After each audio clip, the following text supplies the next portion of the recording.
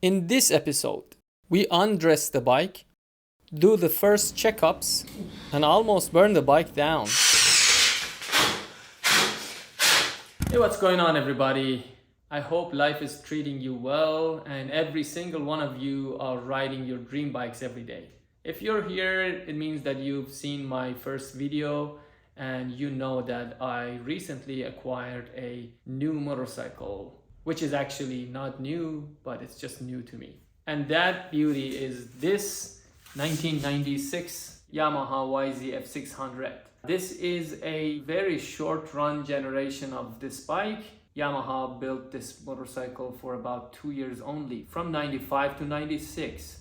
And this was actually the connection between the FZR600R and the infamous Thundercat, which was pretty much the same bike as FZR, but Yamaha only made some changes and created the first YZF600. Anywho, if you guys watched my first video, you definitely know that this bike doesn't run at the moment. So I bought this bike to work on it and bring it back to life. Today I'm gonna start working on it and I hope you guys stay with me and enjoy the process. Despite the look that is actually very clean, but like I explained earlier, this bike has been sitting for some years. I think it's over 8 years and hasn't ran for all these years. So pretty much all the systems on the bike needs to be overhauled and serviced so I can call it a reliable ride.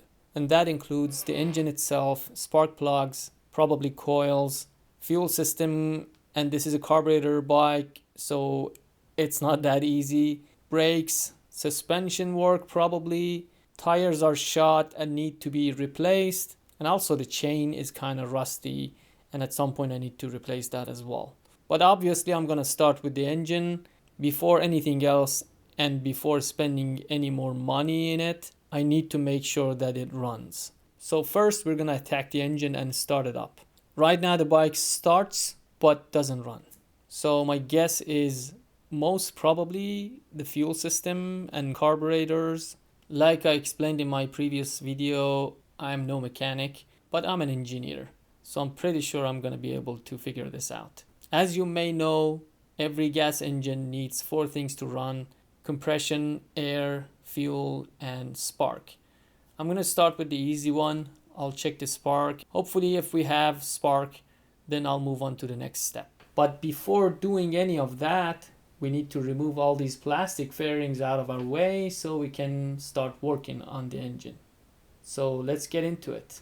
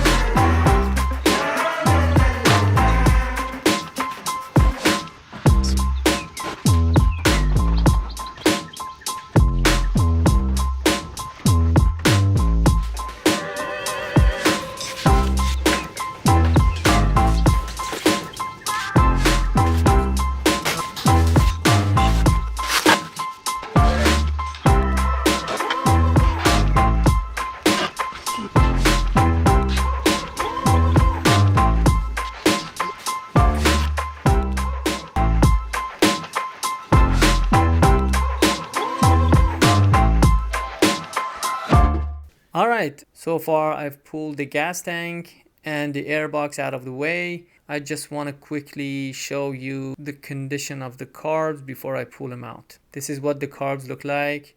They seem pretty clean actually for the age of the bike. Let's check the slides to see if they're sticky or not. Yeah, this first one was stock. Okay, now it's free. Second one is good.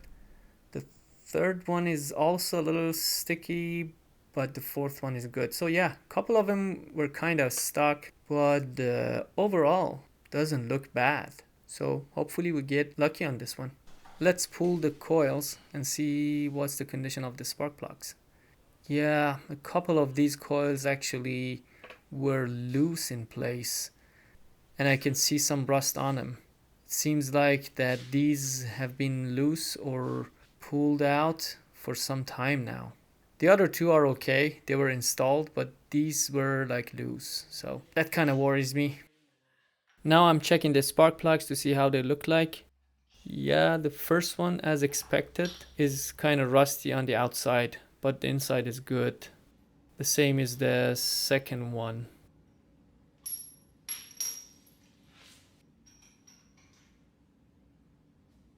But the ones on the other side are actually pretty clean, like brand new. I'm also checking for the spark to see if we have a spark at the head of the spark plugs.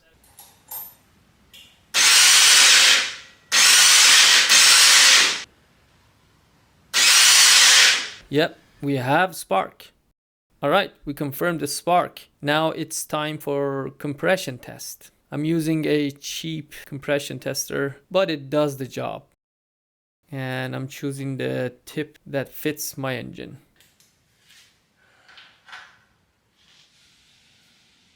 This is cylinder number 4.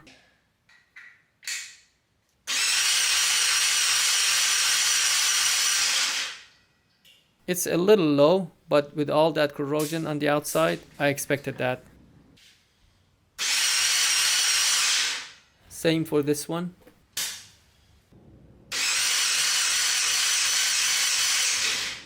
But the other two look actually pretty good. It goes all the way to 160, which is way more than what this bike needs. The corrosion on the other two caused it to be a little low, since the hose and threads don't exactly seal. Now that we checked all 4 factors, it's time for us to attempt to start the bike with starting fluid. Here we go.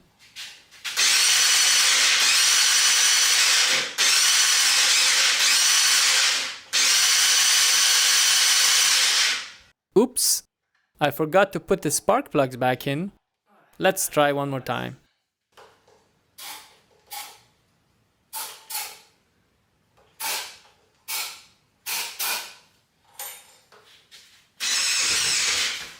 Well, this is how you know someone is not experienced enough. Almost burned myself and the house. You can see someone has messed with these carbs before, and that's why we got fire. Alright, I fixed the carbs back in place. Let's try one more time. Now we should actually hear some noises.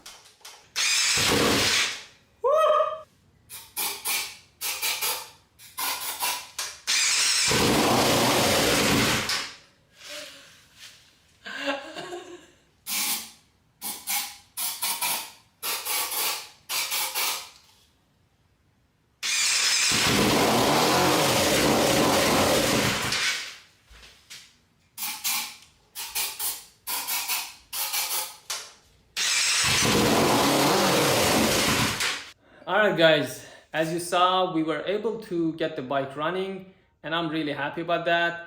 That means that this bike is not junk. The engine is good and we can make it run. We just need to work on it to fix whatever is wrong with it. The bike started right up with starting fluid. It doesn't run perfectly even with the starting fluid, but at least it runs. So that means that even if we clean the carburetors and get the fuel to the engine properly, still might have some issues. But I'm gonna start with the carburetors. This bike has been sitting for 8 years, like I said. That means the carbs definitely need to be cleaned at minimum.